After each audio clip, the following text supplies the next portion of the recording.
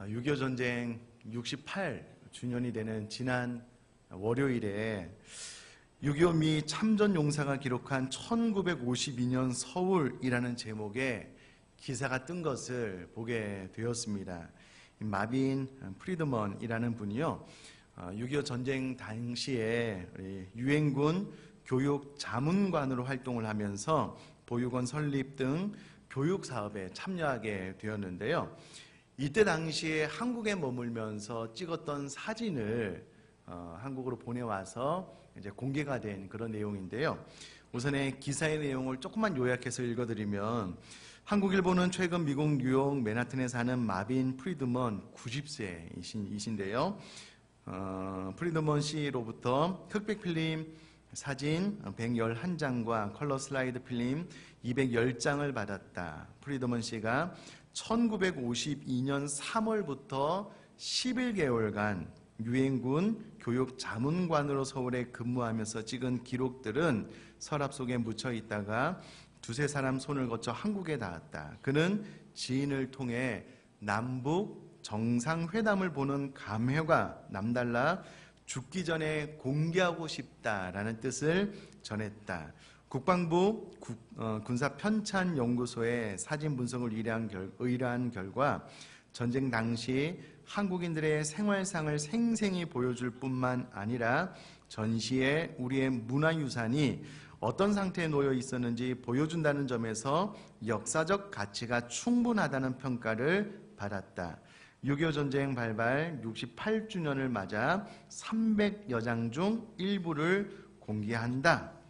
제가 이 기사를 읽고요, 사진을 쭉 봤는데, 일단은 6.25 전쟁이 한창 진행 중이었던 1952년 서울 일대의 사진은 폐허 그 자체였습니다. 뭐 볼 것이 없었고요. 동시에 폐허에 무너진 이 아비규환의 현장을 볼 수 있었는데요. 놀라운 것은요, 그 현장에서 찍힌 사람들의 밝은 표정입니다. 대표적으로 어린아이들의 사진을 보게 되었는데요. 그렇게 화날 수가 없어요. 그렇게 해맑을 수가 없습니다. 그 전쟁의 고난통에 찍은 사진인데요. 그런 해맑은 사진은 요 근래 들어서 거의 보지 못했던 것 같습니다. 뿐만 아니라 빨래를 하고 나무재기를 지고 또 여자분들이 이렇게 널뛰기를 하는데요. 참 재밌었나 봐요. 전쟁통에 이제 웃으면서 찍은 사진, 또 노래하는 모습 속에서 가난에 찌든 모습이 보이기는 했지만, 그러나 그 안에서 활짝 웃는 그 해맑은 모습들을 보면서 참 많은 생각을 하게 되었습니다. 전쟁 후에 68년이 지나면서 이 한국은요, 몰라보게 성장을 했습니다. 정말 하나님의 은혜라고 말하지 않고는 설명하기 힘든 기적의 부흥을 우리 한국이 경험하게 되었습니다. 그 가난했던 나라가 68년 만에 이렇게 부강하게 될 수 있었다라는 것은 정말 하나님의 은혜인 것 같습니다. 그런데 전쟁으로 인해서 그 가난과 고통 속에서 살았던 우리 신앙의 어떤 선배, 우리들의 선배들의 그 해맑은 모습이 지금은 무엇 하나 부족함이 없는 시대에 살고 있는데, 그런 모습을 찾아보기가 어렵다라는 겁니다. 가끔 대중교통을 이용해 보면은요, 그 버스나 지하철 안에 계신 분들이 죄송하지만 막 피곤해 막 찌들어 있는 모습을 보게 됩니다. 누구 하나 환하게 웃는 분들이 없고요, 다 피곤해 지친 기색이고, 대부분 이제 스마트폰에 얼굴을 대고 무언가 이제 집중하는 그런 모습을 보면서, 과거에 그 어려웠던 전쟁통에서도 그 해맑은 웃음, 그 기쁨과 감사를 잃지 않았는데, 어떻게 무엇 하나 부족함이 없는 이 시대 가운데 그 밝은 웃음도, 무엇보다도 감사가 사라진 이 시대가 참 안타깝다라는 생각을 지난 월요일 날 해보게 되었습니다. 이런 때에 하나님께서 우리 교회 가운데 또 교회력으로 맥주 감사주의를 허락해 주신 것은 너무나도 감사하고요. 오늘 이 짧은 시간이 될 텐데 이 말씀을 통해서 우리가 잃어버렸던 감사가 좀 새록새록 좀 회복될 수 있는 그런 하나님의 은혜가 임할 수 있게 되기를 주님의 이름으로 축복합니다. 지금 아멘 하신 분들에게는 감사가 회복될지어다. 지금 하신 분들 말고요. 그럼 그 맥주 감사 주일의 의미를 좀 살펴보려고 하는데요. 하나님께서 이스라엘 백성들에게 반드시 이 세 가지는 지켜라 라고 명령하신 절기가 있습니다. 첫 번째가 유월절이라는 절기인데요. 유월절은 우리가 잘 아시다시피 이스라엘 백성들이 애굽에서 탈출하기 전에 문설주의 어린 양의 피를 발라 그 안에 죄가 있었음에도 불구하고 그 피로 인하여 죽음의 천사가 넘어가게 되고요. 이스라엘 백성들이 애굽에서 탈출한 구원받은 사건을 기념케 하기 위해서 유월절은 반드시 지켜야 된다라고 명령을 하고 있는데요. 유월절의 정신은 구원입니다. 애굽에서 구원받은, 세상으로부터 구원받은 이스라엘 민족들이 그 구원의 사건을 잊지 말라라는 의미로 유월절을 지킬 것을 명령하고 있기 때문에요. 저와 여러분들이 구원의 감격을 잃지 말고 살아가는 그런 절기다라고 생각을 하시면 좋겠고요. 또 하나는 장막절입니다. 장막절은 오늘날로 추수감사절이다라고 생각을 하시면 되겠는데요. 이 절기는 모든 추수를 다 하고 난 다음에 그 소출을 거둬들이고 나서 하나님 앞에 감사로 올려드리는 절기가 추수감사주일입니다. 이 절기는 모든 수확을 다 거둬들이고 난 이후에 감사해서 드리는 절기인데 그 중간에 맥주절이라는 절기를 반드시 지켜라 라고 신명기 16장 9절에서 12절에 명령하고 있는데요. 내 하나님 여호와 앞에 77절을 지키되 라고 기록을 하고 있는데 77절이 바로 맥주절을 의미하고요. 이 맥주절은 다른 말로 첫 곡식을 거두고 하나님께 드리는 감사절이기 때문에 초실절이다라고 이야기를 하고요. 또 6월절로부터 50일째 되는 날 지키기 때문에 오순절이다라고 부르기도 합니다. 어찌되었건 중요한 것은 맥주절은요, 첫 곡식을 거두고 난 이후에 특별히 보리를 추수하고 난 다음에 하나님 앞에 드리는 감사절이 바로 오늘날 우리가 드리는 맥주 감사 주일이다라고 생각을 하시면 좋겠습니다. 그러므로 이날은 이스라엘 백성들이 첫 보리를 추수하고 난 이후에 감사해서 하나님 앞에 올려드리는 절기였거든요. 근데 이날은 내용 그대로 첫 수확을 거두고 난 다음에 드리는 절기였기 때문에 이후로 얼마나 많은 소출을 거두게 될지 모르는 겁니다. 알 수 없는 거예요. 그러나 첫 수확을 거두게 하신 하나님께서 이후로도 어떤 수확을 거둘지는 잘 모르겠지만 이후로의 삶도 하나님께서 지키실 것이다 라는 부분에 대한 감사로 드리는 절기가 바로 이 맥주감사절이었다라는 겁니다. 그러므로 이날은요, 무엇을 많이 거둬서 드리는 추수감사주일과는 다르게 첫 수확을 거두게 하신 하나님 아버지께서 이후로의 내 삶을 지키실 것에 대한 믿음이 있어야지만 감사할 수 있는 절기였기 때문에 우리가 오늘 맥주감사주일을 지킨다라고 했을 때에 이후로의 삶을 지켜주실 하나님을 향하여 믿음으로 감사를 드릴 수 있다면 이 맥주감사주일의 의미가 우리 마음속에서 살아나게 될 텐데요. 자, 다시 한번 말씀드리는 것은 이후로 하나님께서 어떻게 우리 인생을 이끌어 가실지는 잘 모르겠지만 첫 수확을 거두게 하신 그 하나님 앞에 믿음으로 미리 감사를 하는 절기가 맥주절이다라는 것을 마음속에 좀 잘 기억을 하셨으면 좋겠습니다. 자, 그런데 신명기 말씀도 그렇고요, 또 다른 성경들도 그렇고 오늘 우리가 읽은 본문도 그렇고 감사가 하나님께서 우리에게 명령으로 주셨다라는 겁니다. 명령으로 주셨다는 것은 반드시 해야만 되는 일입니다. 우리들의 선택사항이 아니다라는 겁니다. 자, 그러면 저는 이와 같은 감사를 제 삶에 적용을 해서 지금도 행복하게 살아가고 있는 것 하나를 좀 말씀을 드리고 싶은데요. 저는 평화주의자입니다. 웬만하면 뭐 서운하거나 마음에 들지 않는 것이 있어도 굳이 뭐 이렇다 저렇다 말하지 않는 사람이에요. 그냥 제가 뭐 좀 불편한 거 감수하면 되고 마음에 어려운 건 그냥 사귀면 되니까 굳이 뭐 다른 사람들에게 이렇게 저렇게 하라라고 말하는 스타일이 아닙니다. 성격적으로 그것을 잘 못하는 사람이에요. 그러나 이 감사에 대한 명령을 받아서 제가 제 아내에게 부탁한 것이 하나가 있는데, 그것은 다른 모든 것들은 다 괜찮아요. 그런데 한 달에 한 번 사례비가 입금됐을 때는 당신이 나에게 고맙다고 좀 해줬으면 좋겠다. 제가 부탁을 했어요.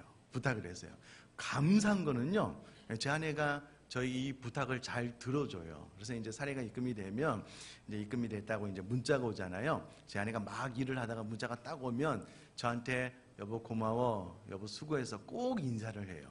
그러다 기분이 좋을 때는 일하다가 벌떡 일어나서 손을 공손하게 모고 저에게 이렇게 인사해요.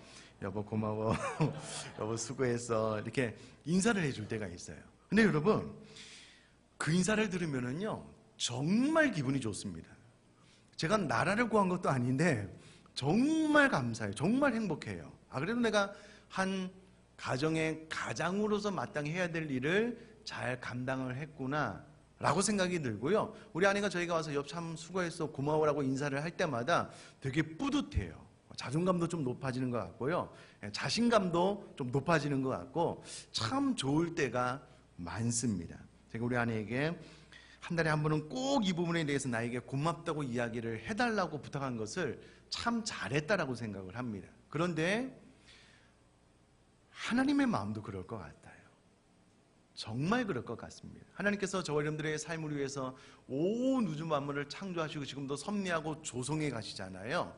그래서 이른비한 늦은 비를 우리에게 허락해 주셔서 그것이 많든 작든 일정한 소출을 우리에게 주셨을 때에 우리가 하나님 앞에 정중하게 마음을 다하여서 하나님 정말 고맙습니다, 하나님 정말 감사합니다, 저를 위해서 이렇게 애써주시고 이 자연 만물을 다 통치해 주시고 섭리해 주셔서 감사합니다 라고 우리가 하나님 앞에 감사를 표시를 하면 하나님께서 정말 흐뭇해 하실 것 같아요. 정말 행복해 하실 것 같습니다. 그래 내가 좀 잘했지, 내가 너를 위해서 이렇게 온천한 만물을 섭리했는데 나 좀 멋있지, 하나님께서 그렇게 하실 것 같아요. 근데 여러분, 하나님께서 그렇게 수고하고 애쓰셨는데 입을 그냥 싹 닦아요 맨날. 네, 하나님께서 우리에게 정말 많은 은혜를 베풀으시는데 맨날 입 닦아요. 단 한 번도 하나님 고맙습니다, 하나님 감사합니다 인사하지 않아요. 이게 되겠냐고요. 똑같은 원리입니다. 여러분, 가정에서도요, 제가 남편으로 정말 고마워라고 인사를 받으면 정말 행복합니다. 똑같은 맥락에서 생각지도 않게 우리 아들이 이제 매달 정해진 금액의 용돈을 받거든요. 생각지도 않게 제가 뜻밖의 용돈을 우리 아들에게 줄 때가 있어요. 그러면 중3인데도 불구하고요 정말 좋아합니다. 여러분, 중3짜리한테 이 하트 뿅뿅 날린 거 받아본 적 있으셔요? 아빠 멋있어, 아빠 사랑해, 막 이렇게 하트 날리거든요. 근데 제가 제 용돈을 떼서 줬는데 기분이 좋아요. 더 주고 싶어요. 다음에 기회가 생기면 또 주고 싶어요. 그냥 감사는 이런 능력이 있는 것 같습니다. 여러분, 집에서 아내들이 수고 많이 하잖아요. 눈에 보이지도 않는, 표시도 안 나는 집안일 많이 하잖아요. 남편이 여보 정말 고마워, 당신은 나와 결혼해주고 우리 가정을 위해서 늘 이렇게 수고해 주는 걸 내가 정말 마음속으로 감사하고 있어. 그럼 이렇게 한마디만 해줘도 아내의 피곤이 다 씻어 나갈 거라고 생각을 합니다. 그렇지 않은 분들은 이것만 바라는 분들이에요. 오직 돈만.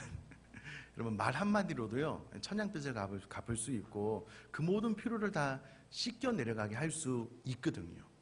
그걸 안 하는 거예요. 그걸 안 해요.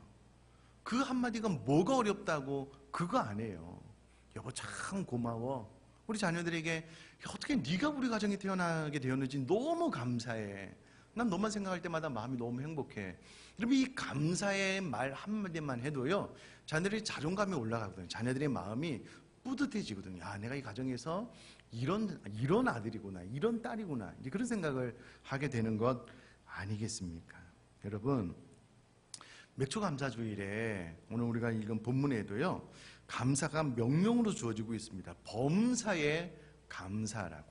구약에는요 특별한 절기를 기억하며 감사하라라고 명령하고 있는데, 신약으로 넘어와서는 범사에, 매 순간에, 모든 순간에 감사할 것을 명령하고 있다면 가장 먼저는 하나님을 향하여 그렇게 감사했으면 좋겠습니다.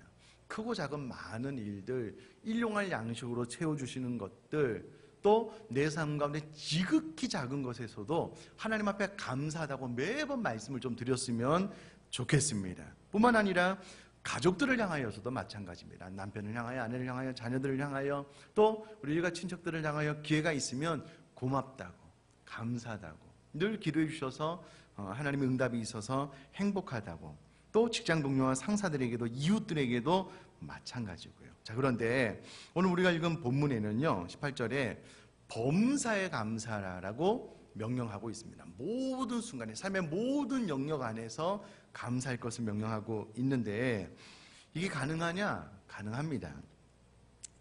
오늘 성찬식이 있어서 설교를 오래 못해서요, 간단하게만 말씀을 드리면, 지난 화요일에 저희 집이 이사를 했어요. 근데 이제 이사를 하기 전에 날짜를 다 보고 인터넷 검색을 해보니까 화요일 오후 늦게나 비가 온다는 거예요. 아침부터 시작하면 한 4시 정도면 끝나니까 되겠다 싶어서 계약을 했는데, 하루 이틀 지나다 보니까 이 비가 점점 앞당겨서 온다는 일기예보를 듣게 된 거예요.